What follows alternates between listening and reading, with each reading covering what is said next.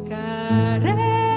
Queridas familias, queridos amigos, la Iglesia proclama santos para que, estimulados por su ejemplo, también nosotros tratemos de seguir a Jesús y de encontrar el camino del bien en nuestra vida.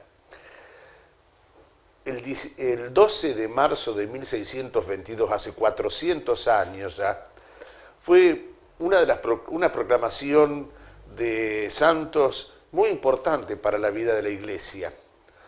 El Papa Gregorio XV, en aquella ocasión, proclamó como santos y como modelos para imitar a San Ignacio de Loyola. Lo conocemos, es aquel fundador de lo que es la Compañía de Jesús, aquel grupo que forma un instituto de vida consagrada para la mayor gloria de Dios y para la evangelización de los pueblos, que tanto se multiplicó. El Papa Francisco es jesuita, es decir, pertenece a la Compañía de Jesús. Junto con él, el Papa proclamó santo a un compañero de Ignacio de los primeros tiempos, Francisco Javier, a quien la Iglesia proclama como patronos de la obra misionera, porque con los medios propios de aquel tiempo realizó una labor misionera incansable, sobre todo en el Oriente Lejano, y allá partió con otros compañeros para evangelizar, primero en la India, después en Japón, en algunas islas, hasta que finalmente murió a la entrada de China, donde quería llegar para también anunciar el Evangelio allí, y abrió las puertas a que otros compañeros lo siguiesen. Aquel día el Papa también proclamó santa a Teresa de Ávila, o Teresa de Jesús. Miren qué gran santa, aquella gran reformadora de la orden de las carmelitas.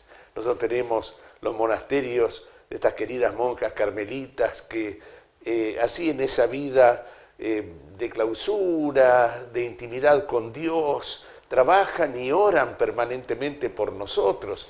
Aquí en nuestra diócesis de Concordia tenemos el monasterio de las hermanas carmelitas, a las que tantos queremos, en Villa Sorraquín, pero hay tantos dispersos por el mundo. Qué gran santa, qué maestra de la espiritualidad cristiana.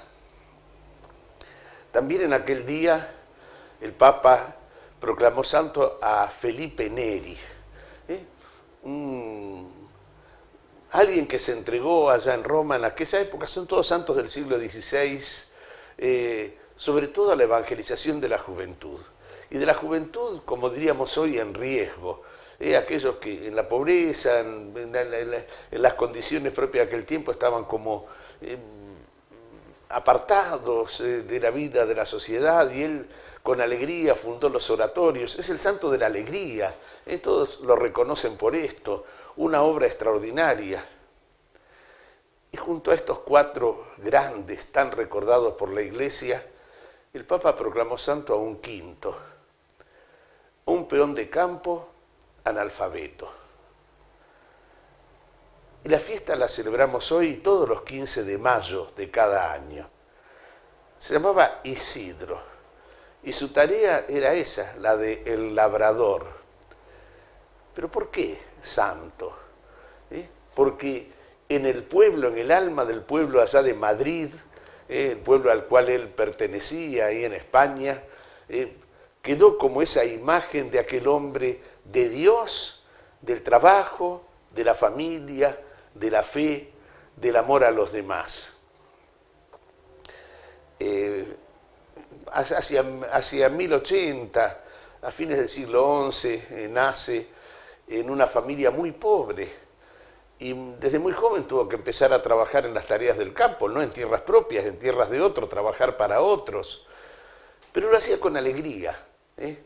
Era reconocido por su dedicación al trabajo, por su honestidad, por su espíritu así de alegría con la que él obraba todo. Y por eso era reconocido y valorado por el patrón, digamos, el dueño de la hacienda, Vargas. Cada noche le preguntaba, bueno, ¿qué debo hacer mañana? Y bueno, y daba las indicaciones. Y a la mañana él salía con su carretón, tirado por bueyes, hacia el campo para trabajar, arar, sembrar, limpiar los sembrados, vendimiar, todo aquello que era propio de estas tareas. Y lo hacía con mucho entusiasmo, pero por así se detenía. Sus compañeros a veces miraban medio con extrañeza esto, pero se detenía para tener un tiempo para alabar a Dios. Y aún así, nunca su rendimiento de trabajo fue inferior a los otros. Él no sabía leer, pero leía en la creación, en todo aquello que estaba viviendo, en el agua que corría, en el arroyo, en la semilla que crecía, en el canto de los pájaros, en el viento, en el sol. Todo esto le hablaba a Dios y en todo él hablaba a Dios.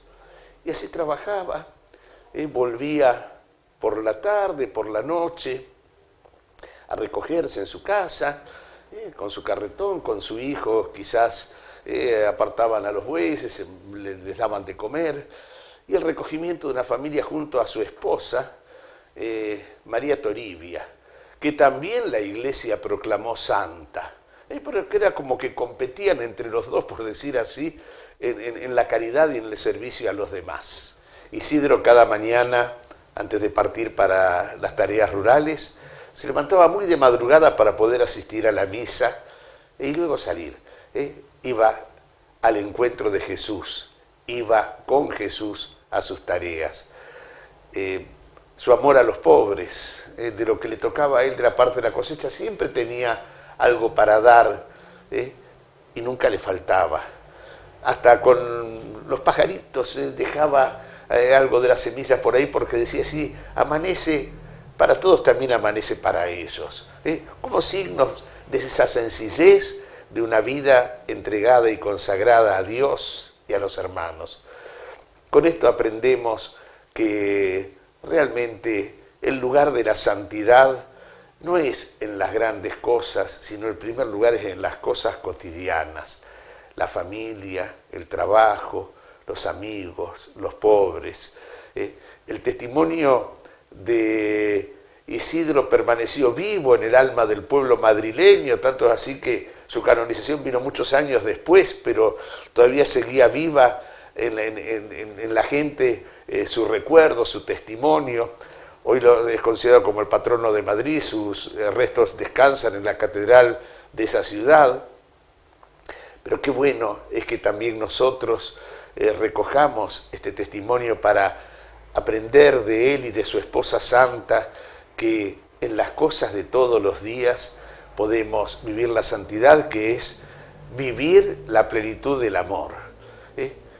Que Santo Toribio entonces ruegue por nosotros y nos ayude este matrimonio santo a también nosotros ir encontrando cotidianamente los caminos de la santidad, la alegría de ser santos. Que Dios los bendiga. Palabras de vida, y dime a dónde iré o a quién buscar.